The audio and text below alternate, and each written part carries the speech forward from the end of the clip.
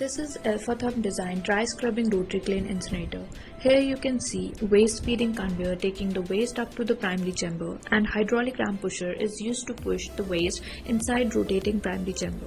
Rotary clean chamber rotates at slow RPM so as to facilitate uniform combustion of waste at temperature of 800 to 900 degrees Celsius, after which the flue gases so generated goes to secondary chamber 1 and then to secondary chamber 2 to ensure 2 seconds retention time of flue gases at temperature of 1000 to 1100 degrees Celsius. Then gases pass through this conical shaped collector unit, which uses centrifugal force to separate the particulate matter. Then this gas cooler over here is used for cooling of flue gases before the gases enter into high temperature filtration system. This high temperature filtration system is equipped with the most advanced technology of dust collection system, having capacity to remove stubborn submicron particles. Gases then pass through the peg bed scrubber followed by the mist eliminator to remove any moisture content left, and then ID fan draws the clean gas up to the chimney, visible in the orange and silver color in the back, from where the clean gases exit in the